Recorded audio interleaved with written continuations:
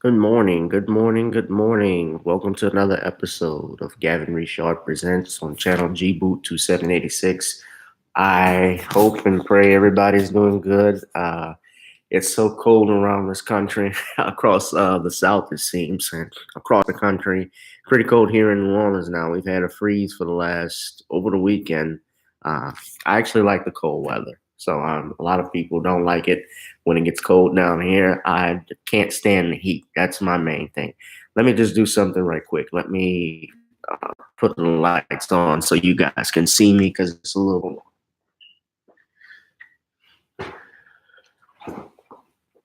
Yeah, that makes it better.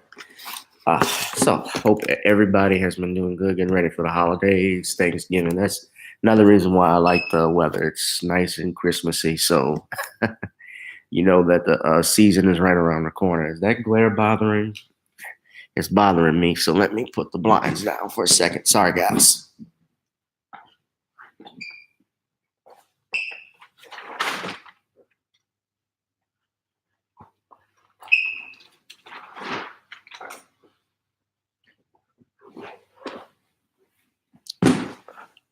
Okay, so at any rate, waiting for a few more people to get in, but I just wanted to start with this. Oh, think we got somebody that's going to be watching. Is that Sister Nicole from Nicole's View? She likes my link. So I'm talking about the hyperlink. Yeah. Okay. I said on Facebook. Sorry, I thought dirty for a second.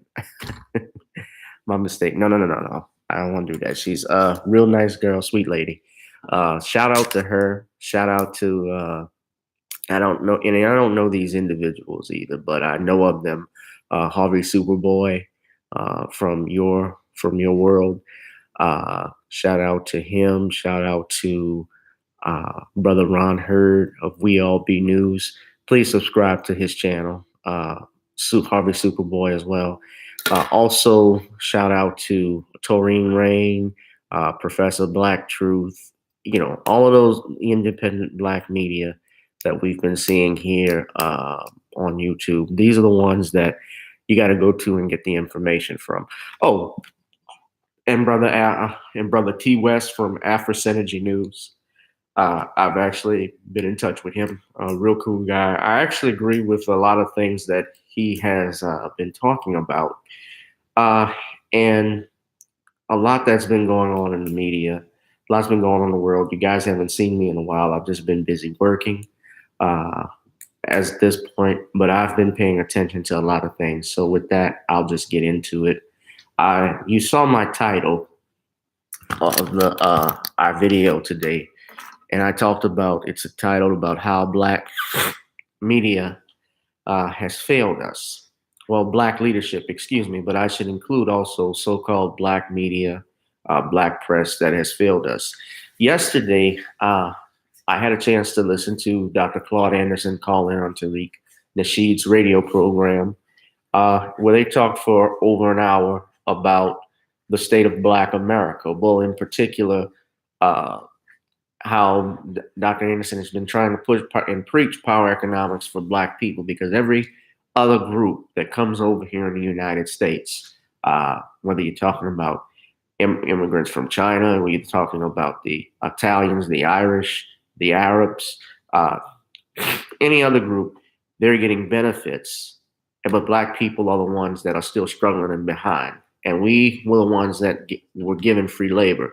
And one of the things he talked about when he mentioned voting, and he said, "Don't worry about voting. Voting don't matter because you got to it's about economics first and foremost. You have to be strategic and let somebody buy your vote." And by that, what he was talking about was how every group that comes over here and and he ties it in with voting. They don't come over here to vote and participate in a republic or democracy. They come over here to get free benefits, which that is true. People come over here when you come from a foreign country. They come over here to get things that they didn't have when they were in the other country. They did start a family, and they can come over here and they can make money. Now, when you look at Black America, one of the things he mentioned was that at one point blacks were against immigration and immigrant policies because it was impeding on our interest. But yet, sometime starting in the 60s, you had in the civil rights movement, when all of the civil rights bills, the movement that we were pushing was strictly for black people, it got diluted when everybody else wanted to piggyback off of black people, which they still do to this day. He talked about how affirmative action was a waste of time, how now affirmative action can be for it's benefited really mostly white women. Uh, about 55% of white women, if I'm not mistaken, make up for affirmative action. And keep in mind, it was white women who voted for Donald Trump in the election. That really was the tipping point for Donald Trump. That's what got him elected. But they wanted to blame black people. And this ties in now to the failure of black leadership. Black leadership, in particular in the media, they keep pushing and preaching for the Democratic Party. You know, you got to go out and vote because your ancestors died for it. You got to do this. Our ancestors, and I've said before, did not die for the right to vote. Our ancestors died for the right for us to be independent. They died for us to have our own beliefs. They died for us to be to get what everyone else had, not to put Hillary Clinton in office, or not even to put Donald Trump in office. It wasn't about that. It wasn't about being a slave to a particular party. It's the right to think on your own. Black people didn't have that option. Black people didn't have the option to go to certain colleges, to go to, the stories, to go and live and buy land and where they wanted to be. In 1866, when you had the first civil rights bill, that was about giving freed slaves land. And of course, as you know, and it's happened all across the country. I can tell you one story, like here in New Orleans, I had family members that owned land over across the West Bank in West Wego, all along that river. And my grandfather, this was my dad's mother's side of the family, they didn't fight it. You know, there were white folks that were actually coming in there. They just started just putting and building stuff there. They did things, they changed, they faked titles to land, they took things by force. And my grandfather was begging them to please try and fight it, but they didn't. And because they didn't, they missed out. That area now is worth millions, especially to the shipping industry. But that's the type of stuff that was going on.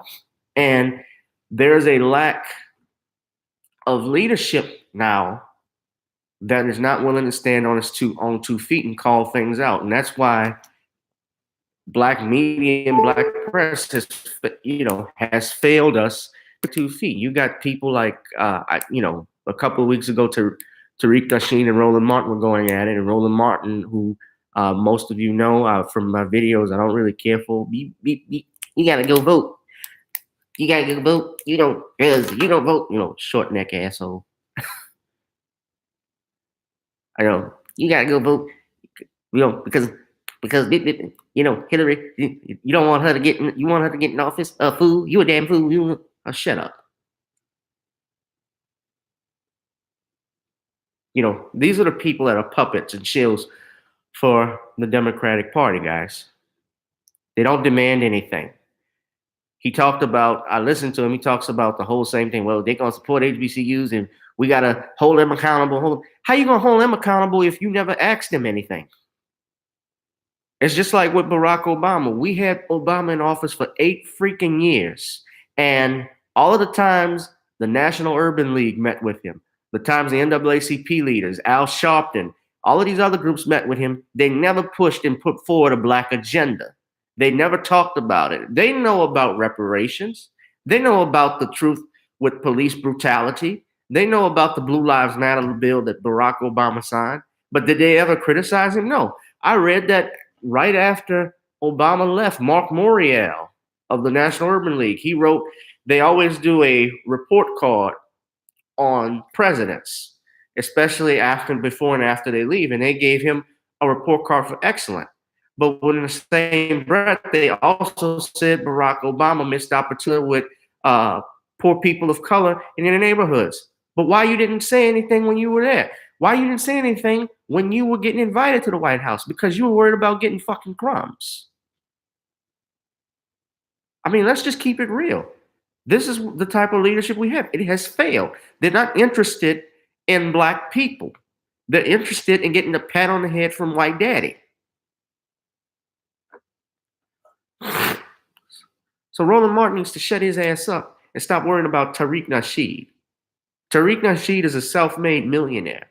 Tariq Nasheed has started an independent film series on Black history, something that I don't think any black filmmaker, mainstream, I don't care if you're talking about Spike Lee or you're talking about, the brother Ryan Coogler. I don't know anybody at this time or any other black director, John Singleton, has done a film or documentary on black history, a comprehensive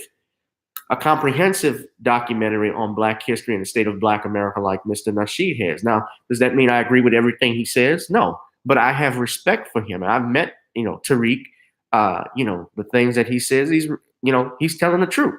He's speaking fire, especially for young black people in America who are fed up. They're fed up with what they've seen. This stuff with the police brutality that we saw. Look at what happened in Chicago with the security guard. This brother, Jamel Robinson, 25 years old, doing his job, stopping a possible mass shooting. A guy goes into a club and starts shooting. He manages to hold the guy down. He manages to pull his gun on him. Then what happens to him? He gets shot by the police and killed. And we find out that this brother actually wanted to be a police officer. That's the sad and tragic thing about it. The thing that makes the whole thing odd is that he was applying for the police academy.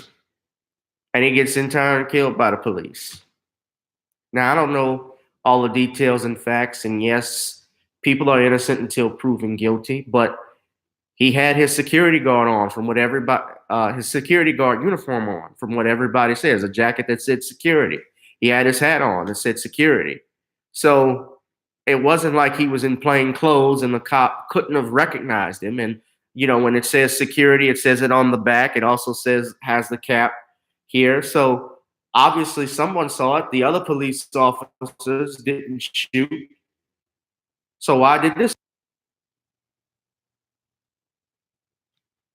He was a concealed carry permit. And that, I have a concealed carry. So, they always talk about a good guy with a gun, but, the good guy with the gun has to be a white man, obviously, to make a good story and make it out alive. Good morning, B1 for Life. Anybody that's tuning in, thank you. My only, I just see you in the chat room right now. I don't see anyone else. But this video is going to be uploaded, so people usually comment afterwards. But these guys like the Roland Martins and the Tom Joyners of the world, they're still pushing these old heads. They pushing that, Tom Joyner morning cruise, let's go out and vote, because Martin Luther King would have wanted it. Martin Luther King wanted a lot of things. Martin Luther King was trying to push economics at the last point of his life. He actually pushed for reparations. The last march that he did was for the Poor People's Campaign. And he talked about how the Negroes have to get their check. He talked about how black people needed to be compensated. We're the only group of people in America whose issues are very special and unique, because every other group that came over here on their free will. They didn't come and be chattel slavery like we were, like our ancestors were.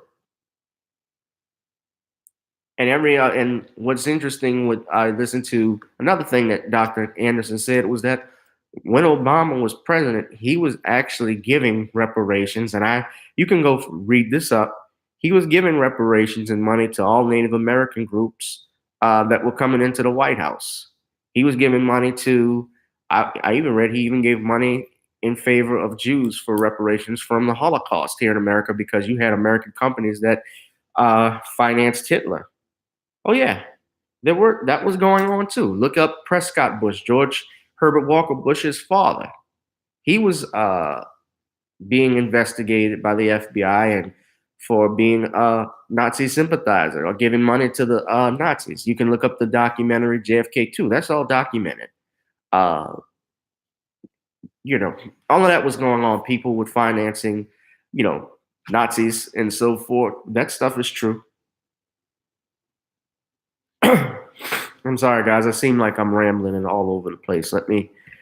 But tying it in with black media and black press, we don't have, and Dr. Anderson, he mentioned how we have over 5,000 television stations and radio stations, and we don't have not one owned by blacks. Or if they're owned by blacks, they're controlled. See, we don't have free, independent thinking, and we need that. We need to control the media. We need to control the narrative. If we had if Bill Cosby was more focused on, I'm gonna give you an example.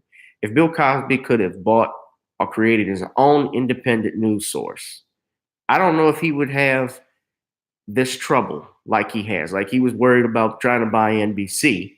If he had his own network, just think about this, that he started up, there would be a base and a group that would control the narrative for him or tell the truth from his side and tell the truth. Because right now he is experiencing a public lynching. And it is also a failure of black leadership because you have not heard one black leader, not Jesse Jackson, not not Al Sharpton, Roland Martin, everybody talk about this. And Jesse Jackson is Bill Cosby's frat brother. You see this stuff going on, all the money that Cosby donated. Think about this for a second. All the money he donated to HBCUs. The times when civil rights activists needed him, he would give money to them. And now you have a case in Los Angeles where a judge agreed that they're going to proceed on a civil trial against Bill Cosby, this woman, Judith Huth. You can go read this. I'll post a link on here. Her name is Judith Huth. She is suing Cosby. This is the woman that said she was molested or raped by Cosby in the 1970s, 1974, when she was a minor. Now, here's the problem with that I have. If this happened when you were a minor, and this is from the Griot. Now, I want you to all understand the Griot is Moist News. The Griot, basically, this is poor reporting. And I want you to look at it when you read it because they keep saying Bill Cosby was convicted for rape. Bill Cosby was never convicted for rape. And I keep saying this over and over again and nobody's listening. He was convicted for basically inappropriate touching. It was an assault charge. And Judith Huth's lawyer is none other than Gloria Allred. And you know how I feel about Gloria Allred and the things that I've said about her. But a judge is allowing this case to move forward 40 years later, over 45 years later. Even though the statute of limitations are up on the case, Huth could come forth with the claim and file against Cosby because she was a minor. Judgment day finally came for Bill Cosby in the criminal case, said Gloria Allred. He was convicted of 3 felonies and was classified as a sexually violent predator. Now it's time for justice in the civil case for our client, Judy Huth, who alleges in her lawsuit that she became the victim of child abuse by Mr. Cosby at the Playboy Mansion, with a trial date set for October 7, 2019. Now, I want you to understand that this ruling, first and foremost, now people are starting to come out and say Bill Cosby is experiencing lynching. We're seeing this even on Tom Joyner's website, Black America Web. He had an article about how the district attorney, former district attorney's affidavit that I'm sure many of you have heard if you've watched Nicole's View, if you have watched her show or Tariq Nasheed. They talked about the DA not prosecuting, and he did release an affidavit which was brought with Bill Cosby's appeal that he had filed. Why he chose not to bring charges, his relationship and animosity with this judge who was sitting on Cosby's trial, Stephen O'Neill. He talked about those things. and he went in detail about how he busted the affair with his protege, his colleague, between his colleague and Judge O'Neill. When Judge O'Neill, before he was a judge, was running for district attorney. And this was a Republican district attorney. That's another thing. A Republican district attorney in Pennsylvania said he was not going to prosecute Bill Cosby because there was no evidence. But a Democrat district attorney, Kevin Steele, the Republican district attorney was Bruce Castor, Cantor. He says, I'm not going to prosecute him, but Kevin Steele runs on a campaign. I'm going to prosecute Bill Cosby. And you see, when you're so loyal to the Democrats, Roland Martin, when you're so loyal to them, Tom Joyner, when you're so loyal to them and wanting to get black people out to vote just because you want to see black people march and vote because Dr. King would have wanted, you get taken for granted. It's this whole Me Too thing that's been going on is being pushed by people, I'm just going to say it, from the far left. And Dr. Anderson, when he was talking on Tariq's radio show, he talked about the difference between liberal and conservative. He said black people don't even know the difference. He said a conservative may blow a hole in your boat, and all a liberal will do is get into the boat and hand you a pillow to lay on while the boat is sinking. That's all it is. But think about this. Bill Cosby is in his 80s, and I said this before. In his 80s, the police officers already investigated this case and couldn't find anything. I'm talking about this one in California for the Playboy Mansion. It was so outside the statute of limitations, they couldn't do anything. So now that he has been convicted in a court of law, now that there has been a sentencing in Pennsylvania, any woman has to do now is just say, I got raped or I got molested by Bill Cosby. Doesn't matter the year. They can take a copy of that judgment and they can bring it before their court, attach it to their petition, and use it against Bill Cosby. And they can get whatever monetary awards or money that they want from this.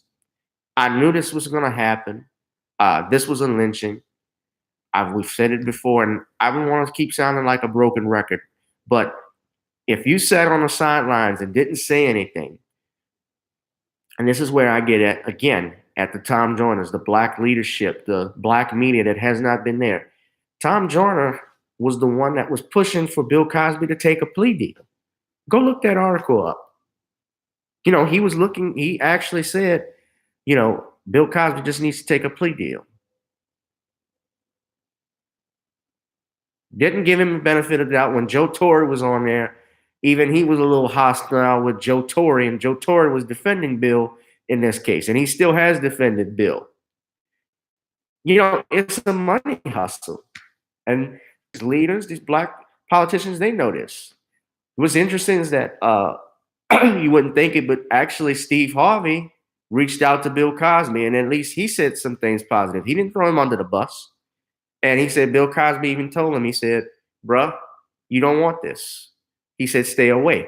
So I don't know if any of these guys, if he talk with Jesse Jackson, maybe he did talk with him privately and say, hey, stay away. But damn it, you got to stand up. You got to face adversity. That's what part of being a leader is. It should not be about, I'm scared of what they're going to say. I'm scared of what's going to happen. I'm scared of, losing this and losing that. The black leaders were not of the 1960s, the Martin Luther King, the Malcolm X, the Medgar Evers. They knew that they were facing death, but they were different in their strategy, but they knew there was a common enemy, and they were not afraid to speak and stand up for it. Even Dr. King, when he saw JFK get assassinated, he told his wife, they're going to kill me too. He said, this nation is too sick. But did that stop him from going to Memphis? Did that stop him from talking about the garbage strike workers pushing for a poor people's campaign? He knew that they were after him. They sent Dr. King suicide notes. The FBI did all of this stuff. That is why black leadership now, ladies and gentlemen, is dead. Again, black media is dead. This is the new black media that you're watching. Nicole's View, G-Boo2786, Afro Synergy News, Ron Herds, We All Be News, Tareen Rain, Tariq Nasheed, Professor Black Truth, Harvey Superboy. That's black news. That's black. That's what you need to be listening to. Not this crap on CNN that wants you to talk about, the race for governor, race for Florida. People, those two black Kevin are not even talking about a black agenda. I mean, the sister that's running for governor in Georgia, Stacey Abrams, she's been pushing everything for immigrants. She even talks about wanting illegal immigrants to vote. The new blue wave is composed of those who are documented and undocumented. What the fuck? What? And I'm sorry, if you're not, excuse me, guys, I'm a little stuffy. If those people are not pushing for a black agenda, if they're not talking about what really needs to be talked about, and they have stepping, Andrew Gillum and Stacey Abrams running for governor, okay, you want to make history, but you make history, at the end of the day, that's symbolic. What's the substance? What did you get out of it, out of history? Other than that, seems like we'll be with another Obama. You guys probably, some of you, you're going to like what I say. Some of you are not going to like what I said, but that's my opinion.